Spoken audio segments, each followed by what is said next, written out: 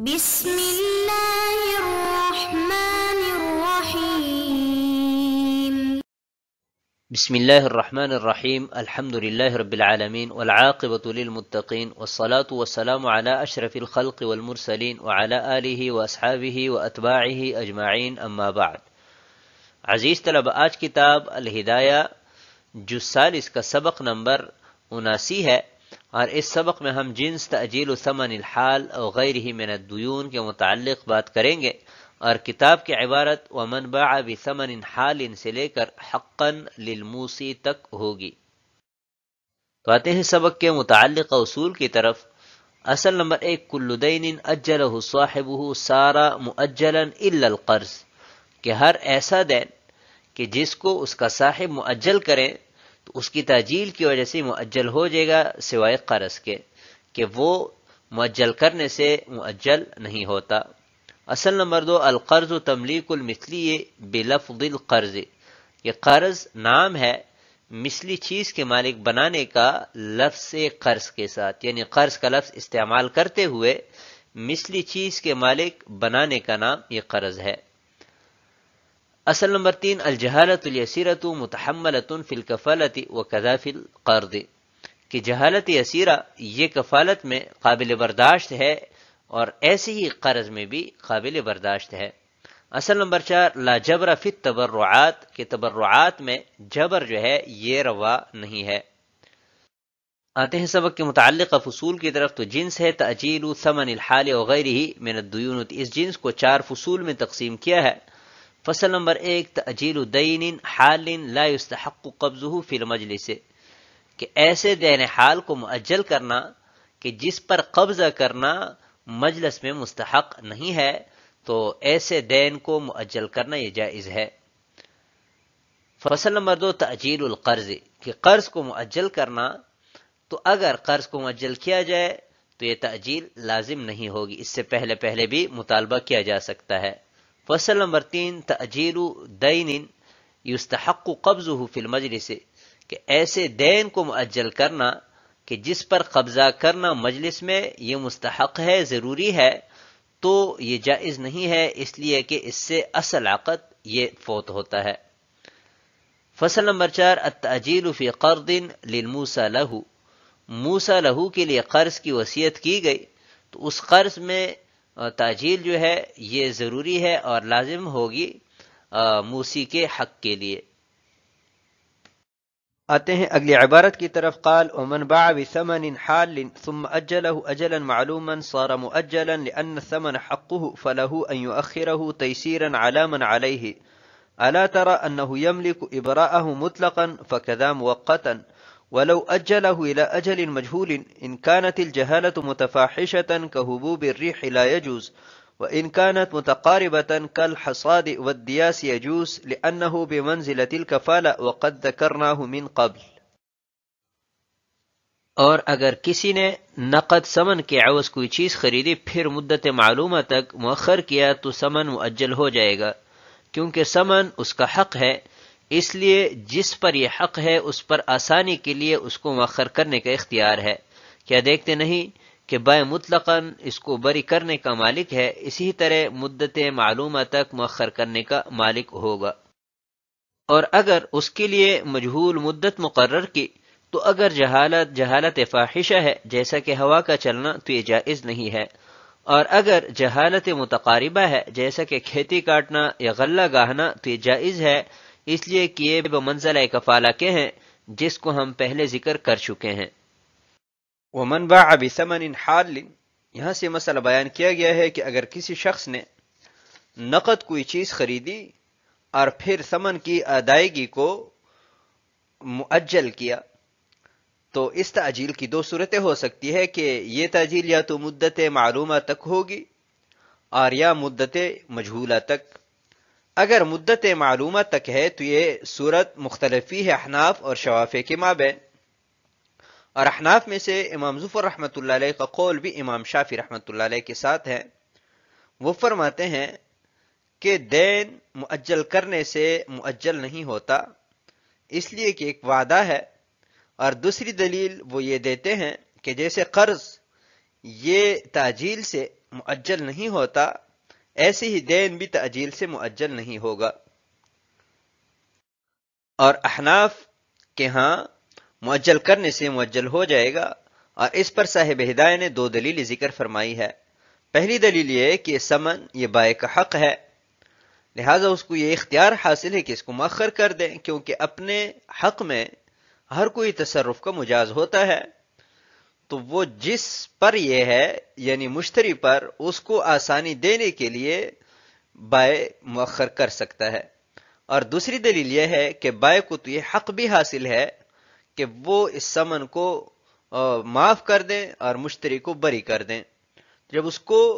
بری کرنے کا حق حاصل ہے تو تاخیر سے ادائیگی کا حق دینا، یہ تو اس کو بطریقہ اولا یہ خیار حاصل ہوگا۔ وَلَوْ أَجَّلَهُ إِلَىٰ أَجَلٍ مَجْهُولٍ، کہ تعجیل اگر مدت مجہولہ تک ہو تو اس کی دو صورتیں ہو سکتی ہیں کہ جہالت یا تو فاحش ہوگی یا جہالت یسیرہ ہوگی۔ اگر جہالت فاحشہ ہے جیسا کہ ہواؤں کے چلنے تک مؤخر کرنا، تو اس صورت میں یہ تعجیل درست نہیں ہوگی۔ اور اگر جہالت یسیرہ ہے جیسا کہ غلہ گاہنے یا کھیتیوں کے کٹنے کے ایام تک مؤخر کرنا، تو اس صورت میں تعجیل جائز ہوگی، کیونکہ بعد البیع سمن میں تعجیل یہ کفالہ کی مانند ہے، اور کفالت میں ہم پہلے بیان کر چکے ہیں کہ جہالت یسیرہ متحمل ہے، قابل برداشت ہے، تو ایسی ہی بعد البیع سمن میں تعجیل بھی چونکہ کفالت کی مانند ہے، تو اس میں بھی جہالت یسیرہ قابل برداشت ہے۔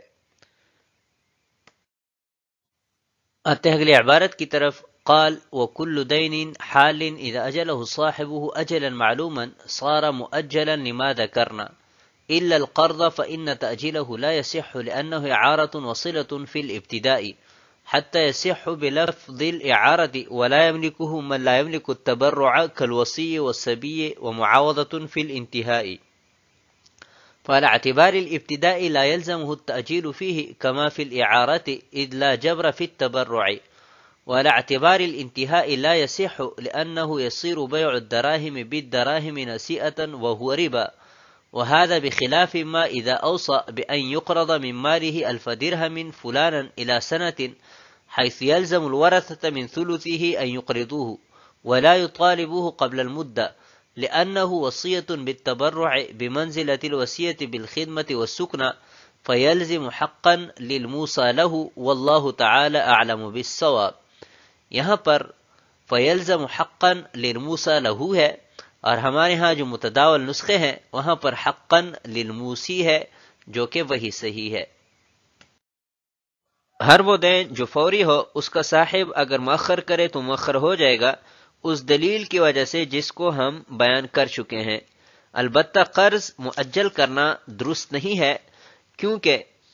یہ ابتداءً اعارہ اور صلہ رحمی ہے، حتیٰ کہ اعارہ کے لفظ سے صحیح ہو جاتا ہے، اور اس کا مالک نہیں ہے وہ شخص جو تبرع کا مالک نہیں ہے، جیسے سبی اور وصی، اور انتہاءً قرض عقد معاوضہ ہے، لہذا ابتداء کے اعتبار سے تأجیل لازم نہیں ہوگی جیسا کہ اعارہ میں، کیونکہ تبرعات میں جبر روا نہیں ہے، اور انتہا کے اعتبار سے بھی تأجیل صحیح نہیں ہے، کیونکہ اس سے درہم کے عوض ادھار بے لازم ہو جائے گی جو کہ ربا ہے، اور یہ حکم اس صورت کے برخلاف ہے